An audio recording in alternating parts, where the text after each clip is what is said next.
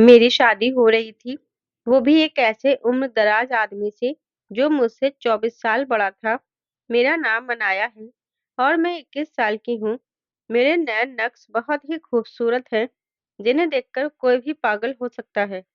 मैं एक अनाथ लड़की हूँ और अपनी बुआ के साथ रहती हूँ।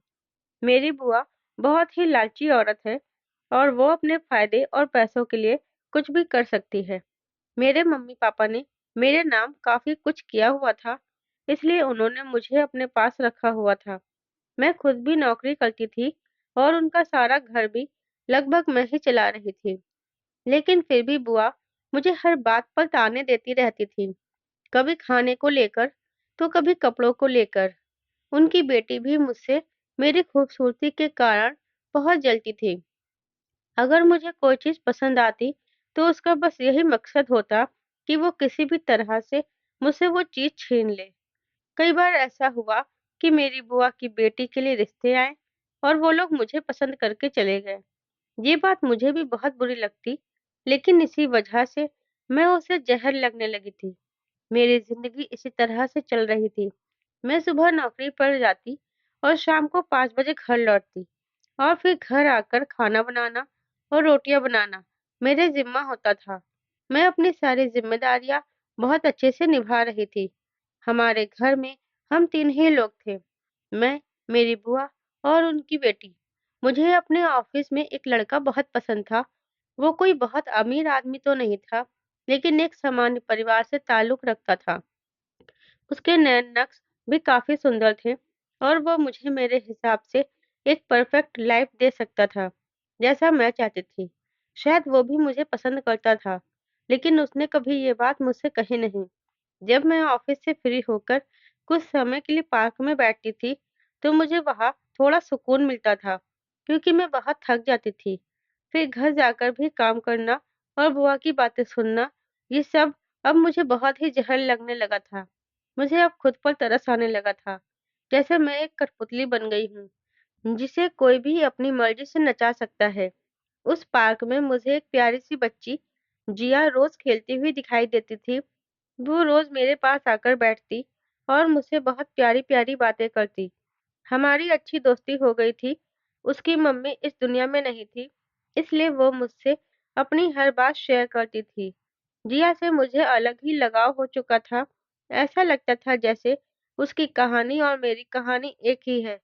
जिया मुझे अपने स्कूल की सारी बातें बताती थी कि उसका दिन कैसा गुजरा, स्कूल में क्या हुआ, टीचर्स ने क्या कहा। उसका एक दोस्त भी था अर्णव, जो उसे बहुत तंग किया करता था, लेकिन दोनों की दोस्ती भी बहुत पक्की थी। वो साथ खेलते थे और एक दूसरे से बहुत लड़ते थे। जिया की सारी बातें सुनकर मैं हंस दिया करती थी। ऐसे जिया भी मेरी जिंदगी का एक हिस्सा बन चुकी थी, जिससे मैं मिला बिना मेरी रात नहीं होती थी। कभी-कभी पार्क में जिया की नैनी भी आ जाया करती थी। वो थोड़ी सख्त थी और जिया को ज़्यादा देर तक बाहर खेलने नहीं देती थी। जिया रोज़ मुझसे कहती थी कि मैं सिर्फ़ आपके लिए पार्क में आती हूँ, ताकि आपको अपने दिन भर की बातें बता सकूँ और उसकी इन छोटी-छोटी बातों पर मैं मुस्कुरा दिया करती थी। वो बहुत ही प्यारी और मासूम थी। आज जब मैं घर पहुँची, तो घर में कुछ मेहमान आए हुए थे। आज भी मेहमान प्रिया के रिश्ते के लिए आए हुए थे। कभी-कभी मुझे अपनी बुआ और प्रिया पर हँसी भी आती थी। इतने बार रिजेक्ट होने के बाद भी बार-बार खुद को कौन पेश करता है? लेकिन मैंने कभी इस बात का ज़िक्र उनके सामने नहीं किया। आज फिर मैं किचन में जाकर मेहमानों के लिए चाय बनाने लगी। जैसे ही मैं किचन में गई, बुआ पीछे से आ गई और कहने लगी, "अनाया, आज तुम भी अच्छे से तैयार हो जाओ।" आज बुआ ने मुझसे बहुत प्यार से बात की थी, जो मुझे थोड़ा अजीब लगा, लेकिन मैं उस वक़्त उनके साथ बहस नहीं करना चाहती थी, क्योंकि मैं बहुत थक चुकी थी। इसलिए मैं चुपचाप जाकर तैयार हो गई। उन्होंने मुझे ये भी कहा था कि चाय और बाकी चीज़ें खुद ही अंदर लेकर आना। जैसे ही मैं तैयार होकर चाय लेकर कमरे में गई, तो आगे एक काफ़ी उम्र-दराज़ महिला बैठी हुई थी। बुआ ने कहा, "लो आ गई हमारी बेटी अनाया।" ये बात मुझे बुआ की बहुत अजीब लगी, क्योंकि आज तक उन्होंने मुझे कभी किसी से मिलवाया ही नहीं था, वो भी बेटी बोलकर। बुआ ने कहा, "अनाया, मेरे पास आकर बैठो।" बुआ की बात पर मैं चुपचाप उनके पास जाकर बैठ गई, मगर अब मुझे कुछ गलत होने का एहसास होने लगा था। जब बुआ ने कहा कि हमें अनाया और अभिमन्यु की शादी की तारीख बताइए, तो मुझे लगा कि शायद मैंने कुछ गलत सुन लिया है। मैंने पलटकर बुआ की तरफ देखा और कहा, बुआ आप ये क्या कह रही थी? ये अभिमन्यु कौन है? और ये सब हो क्या रहा है? ये लोग तो प्रिया के रिश्ते के लिए आए थे। फिर मेरी बात कहाँ से आ गई? मैं कुछ और भी कहने वाली ही थी कि अचानक बुआ ने मेरा हाथ पकड़ लिया और सबके सामने ऐसा दिखाया मानो मैं शर्मा रही हूँ और वहां से जाने की कोशिश कर रही हूँ। बुआ बोली, अनाया बेटा, इसमें शर्माने की कोई बात नहीं है। आगे की जिंदगी तुम्हें खुद ही बितानी है, इसलिए यही तुम सब कुछ तय कर लो तो अच्छा होगा। बुआ की बातें सुनकर मुझे बहुत गुस्सा आ रहा था। तभी मैंने बुआ से कहा, मैं तय कर लूं सब कुछ? मगर आपने तो पहले ही तय कर लिया है बुआ। अब ये भी आप ही तय कर लीजिए।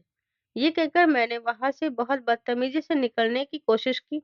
मुझे कुछ समझ में नहीं आ रहा था कि मैं क्या करूं। मैं तो आर्य को पसंद करती थी। मैं कैसे किसी और से शादी कर सकती हूँ? लेकिन मेरी किसी ने नहीं सुनी। बुआ ने जबरदस्ती मेरी शादी तय करवा दी, वो भी एक उम्र-दराज आदमी के साथ, जो मुझसे 24 साल बड़ा था। मुझे कुछ समझ में नहीं आ रहा था कि मैं क्या करूँ। बुआ ने उस आदमी की तस्वीर भी मुझे दी थी, लेकिन मैंने अब तक उस तस्वीर को हाथ तक नहीं लगाया था। उस आदमी की एक बेटी भी थी और उसका अच्छा खासा बिज़नेस भी था। घर, बड़ा बंगला, बड़ी गाड़ियाँ, सब कुछ था उसके पास, लेकिन फिर भी मैं संतुष्ट नहीं थी, क्योंकि वो मुझसे बहुत बड़ा था। मैं किसी हम उम्र से या 3-4 साल बड़े इंसान से शादी कर लेती, लेकिन 24 साल का अंतर, ये तो मेरी ज़िंदगी बर्बाद कर देगा। इसी तरह 2 महीने बाद हमारी शादी तय हो गई और मैं कुछ भी नहीं कर पा रही थी। मैं चाहती थी कि मैं यहाँ से भाग जाऊँ और मैंने कई बार सोचा भी, लेकिन फिर अपनी इज़्ज़त का ख़्याल करके चुप हो जाती। थोड़ा बहुत बुआ का भी ख़्याल आ जाता कि उन्होंने मेरे मम्मी-पापा के जाने के बाद मुझे पाला है। जो भी था, बुआ मेरे पापा की बहन थी और बुआ की इज़्ज़त मेरे पापा की इज़्ज़त की तरह थी। मेरे दोस्त अनन्या मुझे समझा रही थी कि मैं भाग जाऊँ, उसके पास चली जाऊँ, वो मुझे सँभाल लेगी। वो भी अनाथ थी और हम दोनों एक-दूसरे का सहारा बने रहते थे, एक-दूसरे को दिलासा देते रहते थे। वो मेरे ऑफ़िस में ही काम करती थी और उसे पता था कि मैं आर्य को पसंद करती हूँ, हद से ज़्यादा। उसने ही मुझे सलाह दी थी कि मैं इस शादी से भाग जाऊँ। मैंने उसकी सलाह पर कई बार गौर भी किया, लेकिन अब सब कुछ अपनी किस्मत पर छोड़ चुकी थी। 2 महीने ऐसे ही बीत गए और शादी का दिन आ गया। आज मैंने अभिमन्यु को पहली बार देखा था।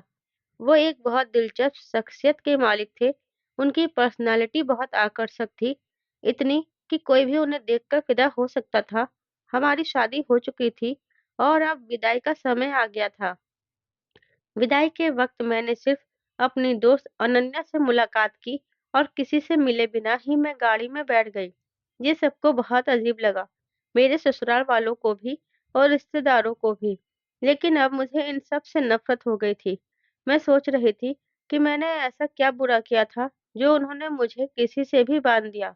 अगर अभिमन्यु इतना ही अच्छा इंसान था, तो बुआ ने अपनी बेटी का रिश्ता क्यों नहीं करवाया उससे? मुझे ही क्यों फँसाया?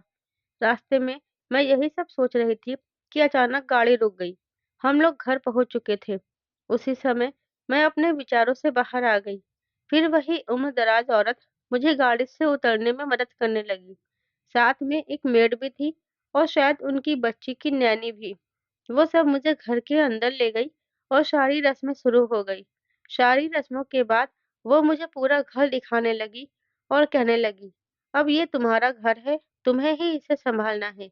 मैं आज के सारे इवेंट से इतनी थक चुकी थी कि मुझे उलझन सी होने लगी थी। उसके बाद वो औरत मुझे अभिमन्यु के कमरे में बैठाकर चली गई। पहले तो मैंने थोड़ी देर अभिमन्यु का इंतजार किया, लेकिन फिर मैं उसकी बेटी के कमरे में चली गई। मुझे नहीं पता था कि उसकी बेटी जिया है। ये पहली बार था जब मैं जिया से उसकी माँ बनकर मिल रही थी। शायद उसे पहले से ही सब पता था, लेकिन मुझे ये नहीं मालूम था कि जिया अभिमन्यु की बेटी है। जैसे ही अभिमन्यु की बेटी जिया ने मुझे देखा, वह जोर से चिल्लाई, आप 2 महीने से पार्क में क्यों नहीं आ रही थी? मैं अपनी चिंता में जिया को पूरी तरह से भूल ही गई थी। मुझे बाहर जाने का भी ध्यान नहीं रहता था और मेरा मन भी नहीं करता था।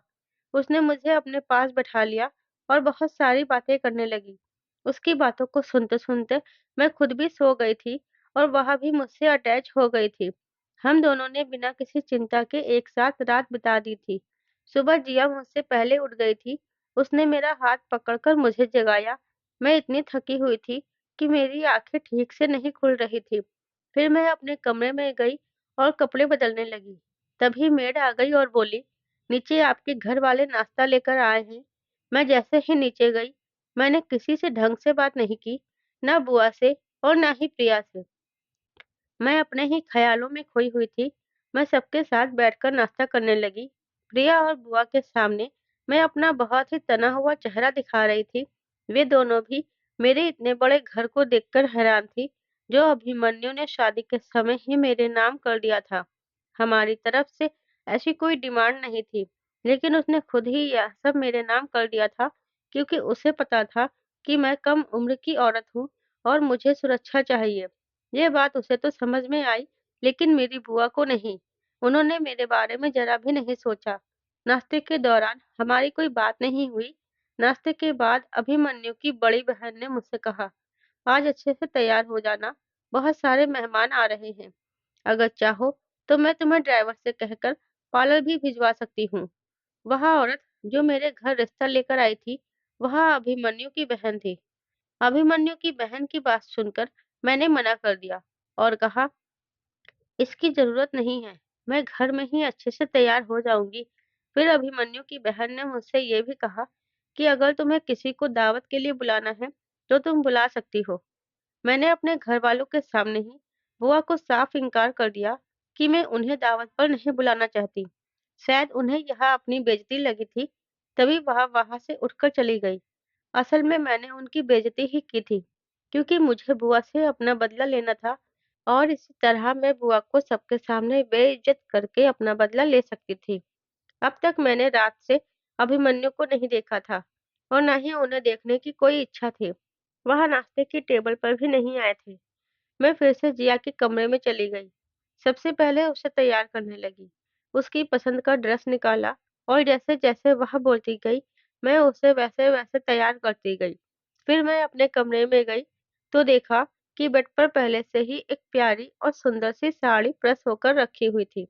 मुझे लगा शायद यह अभिमन्यु की बहन ने निकाली होगी, तो मैंने चुपचाप वही साड़ी पहन ली। वह एक लाल रंग की बहुत ही सोबर सी साड़ी थी। उस पर ज़्यादा काम तो नहीं हुआ था, लेकिन वह दिखने में बहुत खूबसूरत लग रही थी। अब मैं बहुत प्यारी और खूबसूरत तरीके से तैयार हो गई थी और फिर नीचे चली गई। दावत में कोई भी ऐसा शख्स नहीं था जिसने मेरी खूबसूरती की तारीफ ना की हो। यहाँ तक कि अभिमन्यु ने भी मेरी तारीफ की, लेकिन उनकी तारीफ से मुझे कोई खास खुशी नहीं हुई। पता नहीं क्यों, शायद मुझे उनकी तारीफ पसंद ही नहीं आई। इसी तरह आज रात की दावत भी खत्म हो गई। आज रात मैं जिया के कमरे में नहीं, बल्कि अपने कमरे में जाकर सोई थी। लेकिन मैं इतनी थकी हुई थी कि गहरी नींद में चली गई। रात के करीब 1:30 का वक्त था, जब मुझे लगा कि कोई मेरे पैरों के पास बैठा हुआ है। मैं डरकर एकदम से उठ गई। देखा तो अभिमन्यु मेरे पैरों के पास बैठे थे। मैंने हैरानी से पूछा, क्या हुआ? सब ठीक है? मेरी बात सुनकर वह मुझे देखने लगे। फिर अभिमन्यु ने जवाब दिया, तुम आज बहुत खूबसूरत लग रही हो। मैं तुम्हें मुँह दिखाई नहीं दे सका, तो अब दे रहा हूँ। मुझे लगा कि मुँह दिखाई के बाद वह मुझसे अपना अधिकार भी माँगेंगे। इसलिए मैंने मुँह दिखाई लेने से इनकार कर दिया और कहा, नहीं, इसकी ज़रूरत नहीं है। मेरी बात सुनकर उन्होंने कहा, ये तुम्हारा हक है, तुम्हें लेना चाहिए। अभिमन्यु मुझे एक बेहद खूबसूरत सा डायमंड सेट दे रहे थे, लेकिन मुझे यह सही नहीं लगा। मेरे मना करने के बाद उन्होंने वह सेट साइड टेबल की दराज में रख दिया और खुद बाथरूम चले गए। जैसे ही वह बाथरूम गए, मैं कमरे से निकलकर जिया के कमरे में चली गई और आज भी वहीं सोने का इरादा कर लिया। अब मेरी ज़िंदगी ऐसे ही चल रही थी। पूरा दिन अभिमन्यु घर पर नहीं होते थे और जैसे ही वह घर आते थे, मैं अपने आप को जिया के कमरे में बंद कर लेती थी। जिया और मैं बहुत सारा समय साथ बिताते थे और खूब मस्ती करते थे। वह भी मेरे साथ बहुत खुश रहती थी। हमारा समय ऐसे ही बीत रहा था। एक दिन ऐसा आया कि घर में कोई नहीं था, ना मेड थी, ना ही अभिमन्यु की बहन। जिया की नैनी को तो मेरे आने के बाद हटा दिया गया था। घर में सिर्फ मैं, जिया और अभिमन्यु थे। हमने साथ में डिनर किया और फिर मैं जिया के कमरे में चली गई, जबकि अभिमन्यु अपने कमरे में चले गए थे। रात के 10 बज रहे थे जब अचानक से बिजली चली गई। जिया और मैं खेल रहे थे कि अचानक से जिया ने मुझे जोर से पकड़ लिया। वह भी डर गई थी और मैं भी डर गई थी। बाहर बारिश का मौसम था और बिजली जोर जोर से कड़क रही थी। हम दोनों ही अभिमन्यु के कमरे में चले गए। मुझे और जिया को दोनों को बहुत डर लग रहा था। तभी हम दोनों अभिमन्यु के कमरे में चले गए थे। अभिमन्यु ने जिया को अपने पास सुला लिया, लेकिन मुझे अभी भी डर लग रहा था और मैं डर से कांप रही थी। तभी अभिमन्यु ने मेरे कंधे पर हाथ रखा और पूछा, क्या हुआ अनाया? इतनी डरी हुई क्यों हो?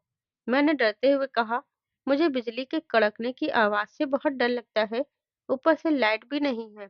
मेरी यह बात सुनते ही अभिमन्यु ने तुरंत मोमबत्ती जला दी और मुझे अपने सामने बैठाकर पूछने लगे, तुम मेरे सामने क्यों नहीं आती? मुझसे इतना दूर क्यों रहती हो? जैसे ही मैं घर आता हूँ, तुम खुद को जिया के कमरे में बंद कर लेती हो और मेरी बेटी को भी मुझसे नहीं मिलने देती हो। अभिमन्यु के इल्जाम पर मैं हैरान हो चुकी थी। मुझे अच्छा नहीं लग रहा था जो अभिमन्यु मुझ पर अपनी बेटी से न मिलने देने का इल्जाम लगा रहे थे। तभी मैंने जवाब दिया, ऐसा कुछ नहीं है। मैं क्यों आपकी बेटी को आपसे छिपाऊंगी? वह मेरे साथ होती है और वह कभी ये नहीं कहती कि उसे आपके पास जाना है। इसलिए मैंने इस पर ध्यान ही नहीं दिया। मुझे तो लगता है कि आपके पास उसके लिए समय नहीं होता। उसे तो स्कूल भी ड्राइवर छोड़कर आता है, जबकि यह काम तो आपका है। आपको उसे समय देना चाहिए। मेरी बात सुनकर अभिमन्यु ने मुझसे कहा, मुझे पता है कि मुझे समय नहीं मिलता, इसलिए तो मैंने शादी की है। मैंने यह शादी अपनी बेटी की वजह से की है। नैनी ने मुझे बताया था कि जिया तुम्हारे साथ बहुत खुश रहती है। जब भी तुम दोनों पार्क में होती थी, वह खुशी खुशी घर आया करती थी और तुम्हारा ही नाम लिया करती थी। तभी मैंने तुम्हारे बारे में पूरी जानकारी निकाली और तुम्हारे घर रिश्ता भेजा। अभिमन्यु की यह बात सुनकर मुझे बहुत बड़ा हैरत का झटका लगा था। उस शख्स ने सिर्फ मुझसे अपनी बेटी के लिए शादी की थी। तभी मैंने अभिमन्यु से कहा, क्या आपने ये सब इसलिए किया क्योंकि जिया मुझसे अटैच थी? मैंने ये बात बहुत जोर से कहा था, जिसके बाद अभिमन्यु की अचानक से आंखें बड़ी हो गई और उन्होंने गुस्से से कहा, धीरे से बोलो, जिया उड़ जाएगी। ये क्या तरीका है बात करने का? ये तुम्हारा तरीका है? मुझे उस वक्त अभिमन्यु पर बहुत गुस्सा आ रहा था। तभी मैंने जवाब दिया, तरीका तो आपका गलत है। आपने सिर्फ इसलिए मुझसे शादी की क्योंकि जिया को मैं अच्छी लगती थी। वो मेरे साथ खुश रहती थी। इस वजह से आपने मेरी जिंदगी बर्बाद कर दी।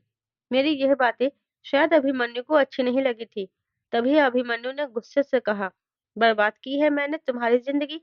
तुम्हारी बुआ को मैंने पैसे दिए थे 10 लाख रुपए और मैंने ये भी कहा कि अब तुम्हारे साथ उनका कोई रिश्ता नहीं रहेगा। तुम्हारी बुआ ने तुमसे धोखा किया है। मैंने तुम्हें खरीदा है और तुम्हारी बुआ ने तुम्हें बेच दिया। अभिमन्यु की सारी बातें सुनकर मुझे अपनी बहुत बेइज्जती महसूस हो रही थी। तभी मैंने कहा, ऐसा कैसे कर सकते हैं आप लोग?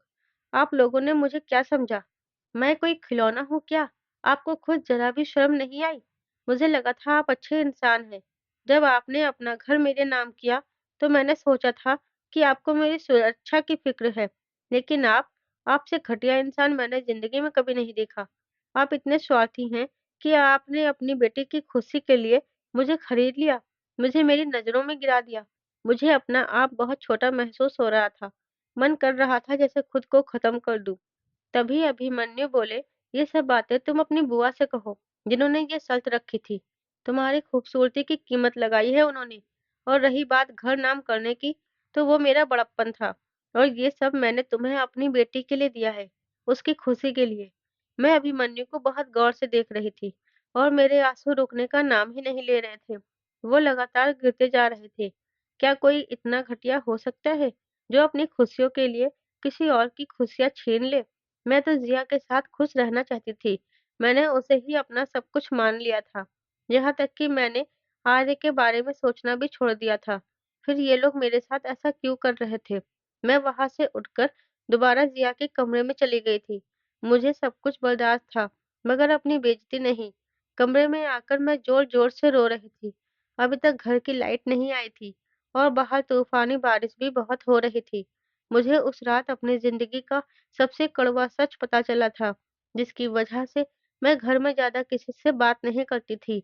जिया से भी मुझे चिढ़ होने लगी थी और मैं उससे भी ठीक से बात नहीं करती थी और आज तो मैंने हद ही कर दी थी। मैंने आज जिया पर हाथ उठा दिया था। मैं ऐसा बिल्कुल नहीं करना चाहती थी, लेकिन मुझसे हो गया। यही वजह थी कि मैं जिया से दूर-दूर रहने लगी थी। मुझे खुद पर गुस्सा था कि मैंने जिया पर हाथ उठाया और ये बात उसके पापा ने देख ली थी। उन्होंने पहले जिया को सुला दिया और फिर मेरा हाथ पकड़कर मुझे कमरे में ले गए। उन्होंने मेरा हाथ बहुत ज़ोर से पकड़ा था, जैसे अभी मेरा हाथ टूट जाएगा। मुझे बहुत दर्द हो रहा था। तभी मैंने अभिमन्यु से कहा, "अभिमन्यु छोड़िए, मुझे दर्द हो रहा है। गलती हो गई मुझसे। मुझे उस पर हाथ नहीं उठाना चाहिए था। मुझे खुद भी दुःख है इस बात का। अभिमन्यु प्लीज़ छोड़िए, मेरा हाथ दर्द कर रहा है।" मगर अभिमन्यु ने मेरा हाथ नहीं छोड़ा था। उन्होंने मुझे ज़ोर से बिस्तर पर ढकेला और कमरे का दरवाज़ा बंद कर दिया। उस रात अभिमन्यु ने मुझे बहुत मारा था और फिर मुझसे अपना हक भी लिया था। मैं पूरी रात तड़पती रही, उनसे माफ़ी माँगती रही, कहती रही मुझे माफ़ कर दें, मुझसे गलती हो गई, लेकिन उन्होंने मेरी एक भी बात नहीं सुनी। सुबह उन्होंने मुझे ऐसे छोड़ दिया जैसे कोई किसी को धिक्कारता है। मुझे अपनी जलालत पर बहुत रोना आया और मैं घुटनों में मुँह छुपाकर रोने लगी। मुझे सबसे ज़्यादा अपनी बुआ पर गुस्सा आ रहा था। मैं सोच ही रही थी कि बुआ के खिलाफ पुलिस में शिकायत करूं, क्योंकि उन्होंने मुझे बेच दिया था। लेकिन फिर सोचती थी कि इसमें मेरी भी इज्जत जाएगी, इसलिए चुप हो जाती थी। अब अभिमन्यु को पता नहीं क्या हो गया था। वो हर दिन मेरे करीब आते, मुझसे अपना हक लेते और मैं चुपचाप उन्हें उनका हक दे देती थी।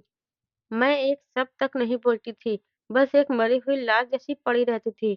अभिमन्यु को बहुत गुस्सा आता था, लेकिन वो कुछ नहीं बोलते थे। सब कुछ ऐसे ही चल रहा था जब मुझे पता चला कि मैं माँ बनने वाली हूँ, लेकिन मुझे इस बात की बिल्कुल भी खुशी नहीं थी। मैं चाहती थी कि ये बच्चा मर जाए और मैंने डॉक्टर से अपॉइंटमेंट भी ले लिया था। पता नहीं कैसे, लेकिन अभिमन्यु को ये बात पता चल गई थी कि मैं ये बच्चा अबॉर्ट करवाना चाहती हूँ। वो घर आए और फिर से मुझ पर हाथ उठाया और बोले, "अगर मेरे बच्चे को कुछ हुआ, तो ज़िंदा तुम्हें भी नहीं छोड़ूँगा।" लेकिन मैं उनकी इस धमकी से डर नहीं रही थी, क्योंकि अब तो मुझे उनकी मार की भी आदत हो गई थी। चाहे वो मुझे जान से ही मार दें, अब क्या ही फ़र्क पड़ता है। मेरी ज़िंदगी तो पहले ही बर्बाद हो चुकी थी। मुझे बस आज तक जिया को मारने का दुःख था, लेकिन वो मुझसे अब भी बहुत प्यार करती थी। हालाँकि अब वो मुझसे डरने लगी थी और ये बात मुझे बिल्कुल भी अच्छी नहीं लगती थी कि वो मुझसे डरती थी। ये सब उसके पापा और मेरी बुआ ने किया था। मैंने सोच लिया था कि इस बच्चे को मैं बिल्कुल भी जन्म नहीं दूँगी।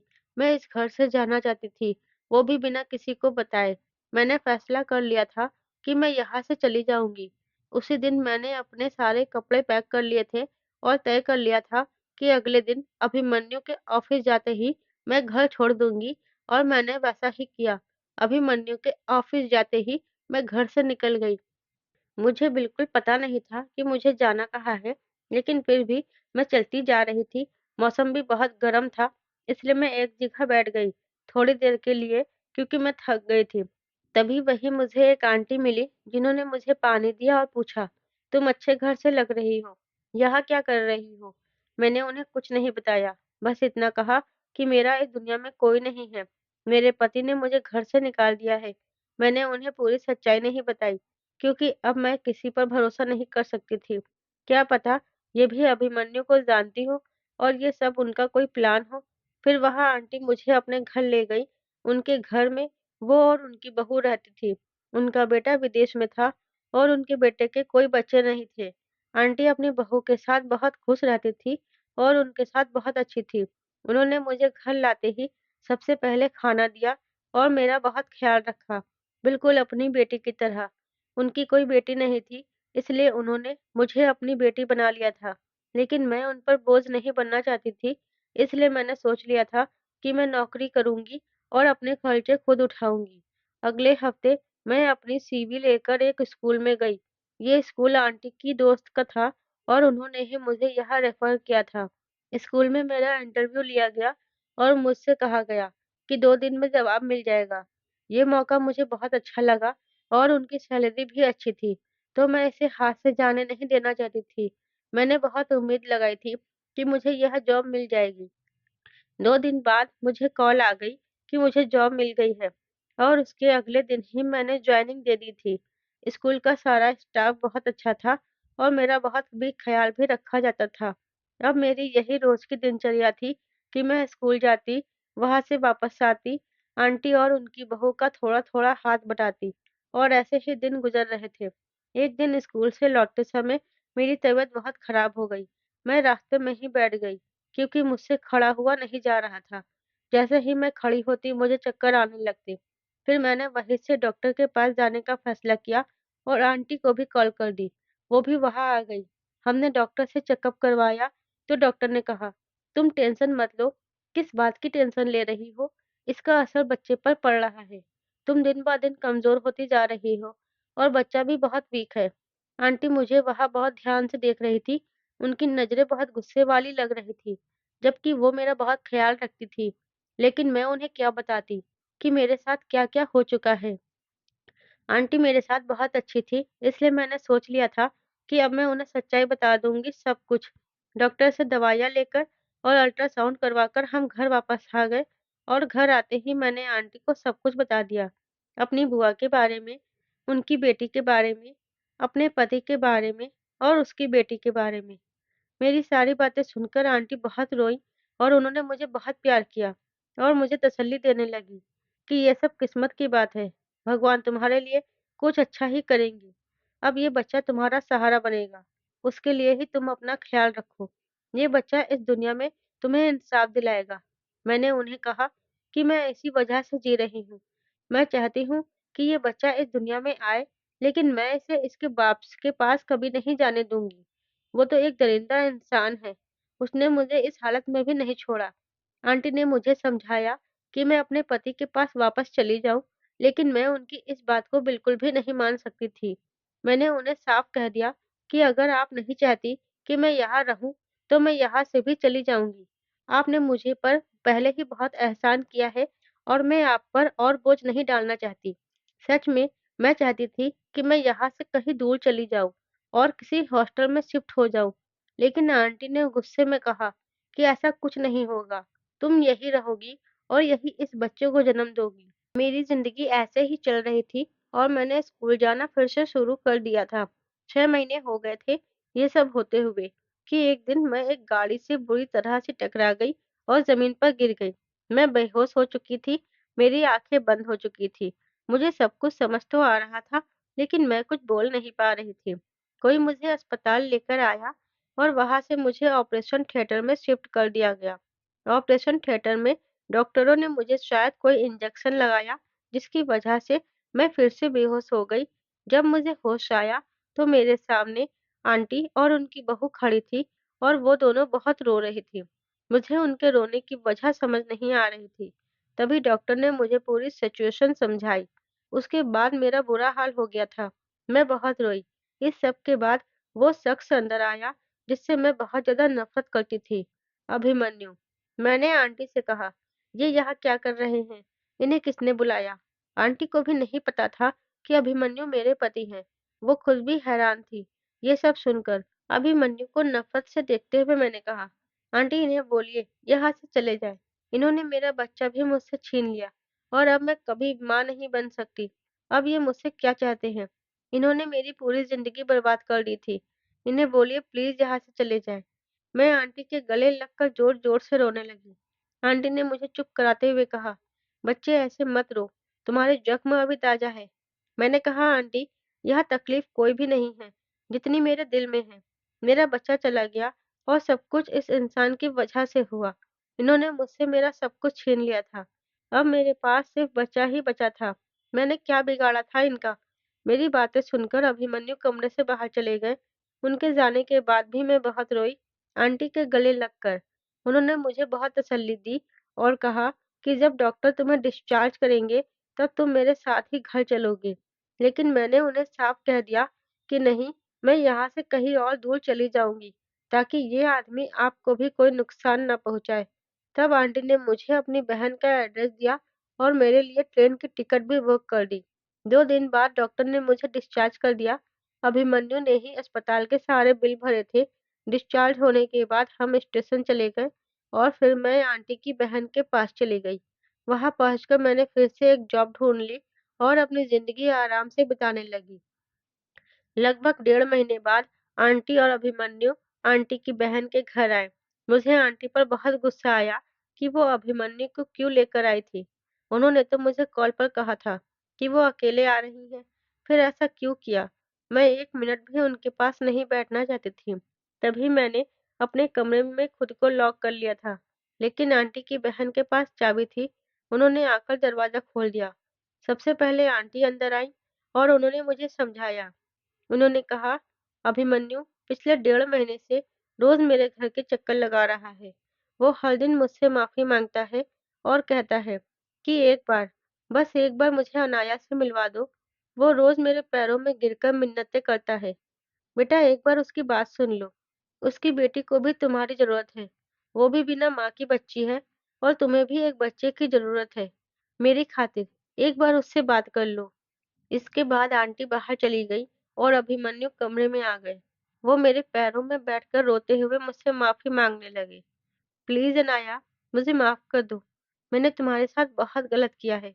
मैं तुम्हारे साथ कुछ भी गलत नहीं करना चाहता था, मगर उस रात तुमने जो कुछ भी मुझसे कहा था, वह मुझे बहुत हर्ट कर गया था। और फिर तुमने जिया पर हाथ उठाकर मुझ पर यह साबित किया कि तुमने यह शादी सिर्फ़ एक समझौते के तौर पर की है। इसलिए मैं तुमसे नफ़रत करने लगा था। अनाया, मैं तुम्हारी माफ़ी के काबिल तो नहीं हूँ, मगर मैं एक अच्छा इंसान बनना चाहता हूँ। मैं अभिमन्यु को माफ़ नहीं करना चाहती थी, क्योंकि मैंने उनकी वजह से अपना सब कुछ खो दिया था। वैसे भी मेरे पास पहले से कुछ नहीं था, लेकिन अब मैंने अपनी आखिरी खुशी, अपने बच्चे को भी खो दिया था और अब मैं कभी माँ भी नहीं बन सकती थी। मैं उन्हें माफ़ करने को तैयार नहीं थी, लेकिन वो मेरे पति थे और उनकी बेटी से मुझे बहुत प्यार था। मुझे उस दिन का बहुत पछतावा था, जब मैंने ज़िया पर हाथ उठाया था।